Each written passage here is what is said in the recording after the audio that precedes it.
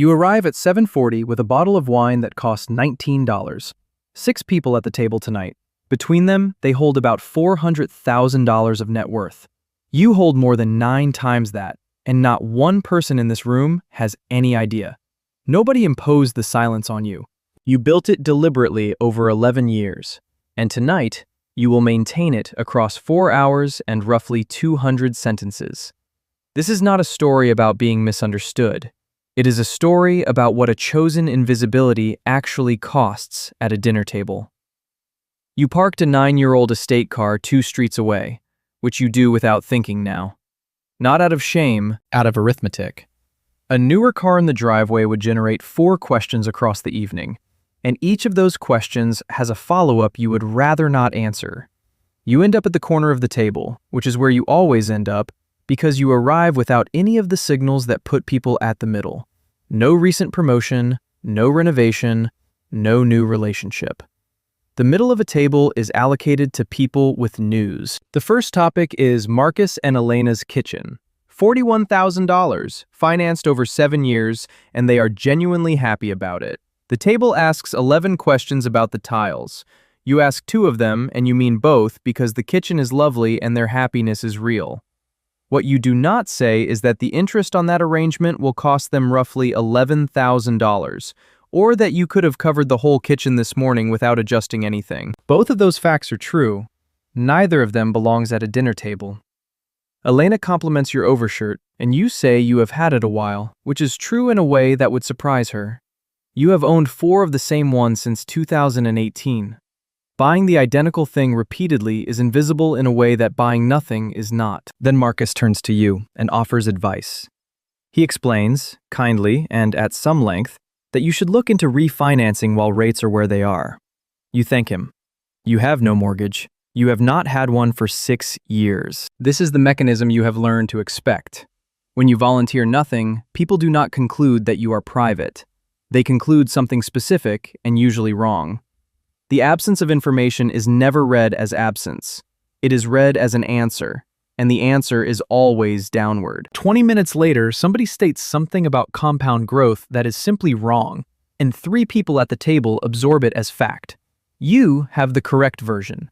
Saying it accurately would sound like expertise, and expertise invites the question of where it came from. Priya, who is a physician, gets 4 questions about a knee, a thyroid result, and a child's fever. This is what happens when a table knows what you hold. Knowledge attracts questions. You hold something the table would find far more useful, and it attracts nothing, because nobody knows it is there. You have spent 11 years learning things that would genuinely help 4 of the 6 people here, which accounts do nothing. What the interest on a 7-year kitchen actually costs. Why the second car is the largest number in their budget. All of it entirely unavailable, because offering it would require explaining how you know. Sam is having a bad year, and mentions it in the way people do, folded into a joke about his boiler. Everybody laughs. You know from a conversation in March that the boiler is not the problem, and that the problem is about $6,000 deep. So under the table, you run an arithmetic you have run before. $6,000 is a rounding error to you, and a year of his life to him. You could end it tonight. And you cannot, because the moment you do, everything about every future dinner changes. Permanently. This is the rule that governs everything. You can tell somebody. You cannot untell them. Once a person knows, every interaction afterwards is filtered through it, including the ones where they are trying very hard not to filter it through it. There is no version of this you can reverse. You tried once, in 2019, with a colleague you trusted completely. He was warm about it for 6 weeks. Then came a proposal, then a slightly different tone in group emails, then a gradual cooling that neither of you ever named out loud. You drew a firm conclusion from one data point, which is bad practice and completely understandable. One painful outcome, generalized across 11 years and applied to every person you have met since. It is not rigorous. It is also exactly what anybody would do. You come close at 9:20. Sam is refilling your glass, and there is a 2-second window where you could say something quiet and useful. You feel the sentence assemble itself in your mouth. Then somebody laughs at the other end of the table, and the window closes. Be honest about the reason, because there are two, and only one is noble. The noble one is that Sam has not asked, and dignity matters. The other one is that you are protecting your own comfort, and you have never fully separated the two in 11 years of doing this. At 9:40, somebody makes the joke.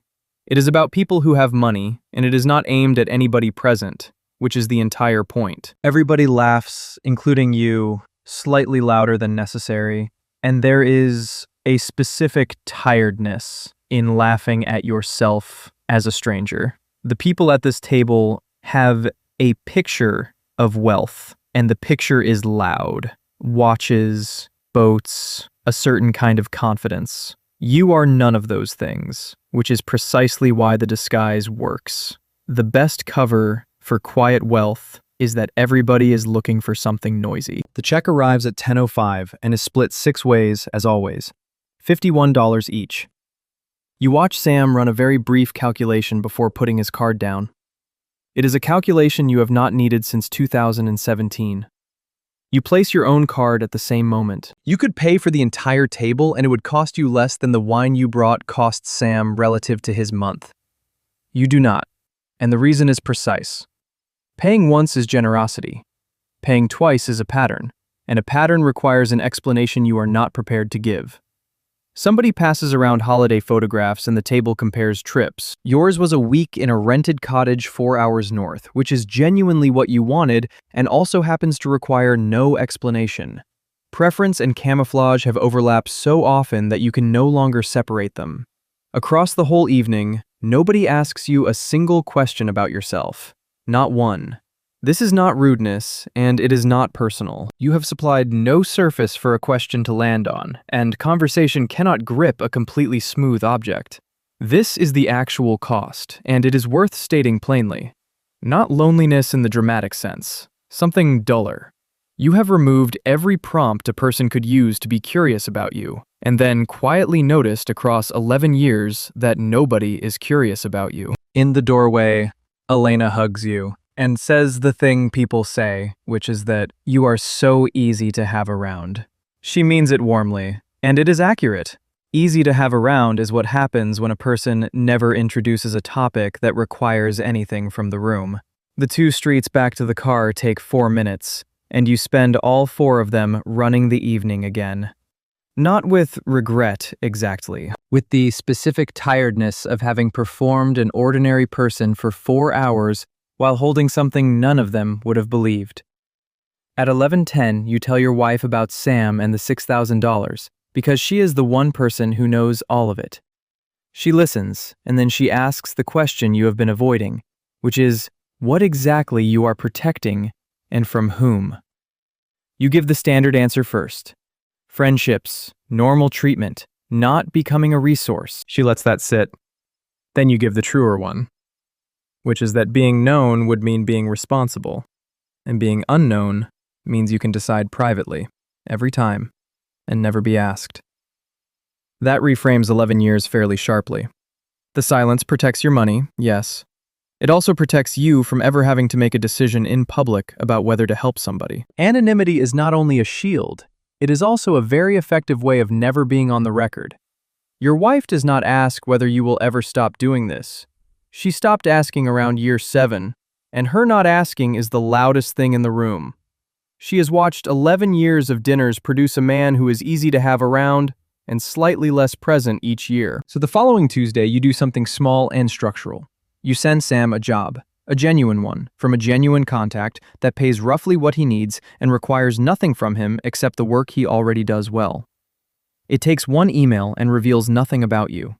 Notice why that worked when money would not have. A job is something a person can accept without becoming a recipient. It preserves the things Sam would have lost, which was not the $6,000. It was the ability to sit at that table as an equal. 6 months later, Sam is fine. He mentions the boiler again, this time as an actual boiler, and the joke lands differently. He has never connected the email to you in any meaningful way, and he never will, and that is exactly the outcome you are aiming for. This becomes your method. Never the amount, always the structure. An introduction, a piece of information offered as a general observation. A recommendation that happens to be extremely well-informed. All of it deniable. All of it useful. None of it requiring you to explain how you know. It does not fix the dinner table, though, and you should not pretend it does. You still sit in the corner. Nobody still asks you anything. The method solves the usefulness problem completely and leaves the other problem, the one about being known, entirely untouched. Here's the trade-off stated plainly, since almost nobody states it. Visible wealth costs you privacy, safety, and the ability to know why people are being kind. Invisible wealth costs you being known, and being known is not a small thing to trade away for 11 years. The genre almost always presents the quiet option as the wise one, and it is largely correct on the financial mechanics. What it skips is the 4 hours in the corner. 11 years of 4 hours accumulates into something, and nobody puts that line in the comparison. It is worth naming what 11 years of quiet actually purchased, because it did purchase something real. Nobody has ever asked you for anything. No relative has arrived with a proposal. No friendship has curdled over a loan. That is not nothing, and it is the direct product of the silence. By now, 3 people know. Your wife, an accountant who is paid for discretion, and a friend from before all of it, who worked it out in 2020 and has never once mentioned it since. That third one is the most valuable relationship you have. He never asked, and he never changed. That combination is so rare that you have thought about why for 4 years. The conclusion is unremarkable. He liked you before, the number did not answer any question he had, and he was not looking for one. That is the actual variable, and it took you years to see it. Disclosure damages relationships that were partly transactional to begin with. It does very little to relationships that were not. The number does not change people. It reveals what the relationship was already made of, which suggests something you have never had the nerve to test. You could tell 2 people, chosen carefully, and learn something real about 11 years of assumptions. You have not done it. You have run the safe version of this for over a decade and called the results conclusive. The next dinner is in 3 weeks, at Priya's. You will bring a bottle around $19, park 2 streets away, sit at the corner, ask good questions, and go home without anybody having asked you one. You already know all of this, and you will go anyway. Because the alternative is worse, and you have tested that one. 2 years ago, you skipped 4 dinners in a row, telling yourself the corner was not worth it. What you learned is that 4 hours of being unasked beats 4 hours of not being in the room at all. If you were starting again at 32, you would change one thing, and it is not the silence. You would build the circle of 3 early and deliberately, instead of arriving at it accidentally at 46 after 11 years of assuming nobody could be trusted with any of it. So picture it again. 6 people, 4 hours, 200 sentences, and a corner seat. Somebody kindly explains refinancing to a man who cleared his mortgage 6 years ago. Somebody jokes about people with money, and nobody, not once, asks you anything at all. So here is what you have decided, 3 weeks out. At Priya's, you are going to answer one question honestly. Not the number, and not the whole picture. One true sentence about your own life, offered without being asked. It is a small experiment, and it terrifies you slightly. Most people reading this are not holding 9 times the table. Plenty of you are holding one thing you never mention, and taking the corner seat for the same reason. The silence protects something real. It also costs something real. Which one of those are you still pretending is free?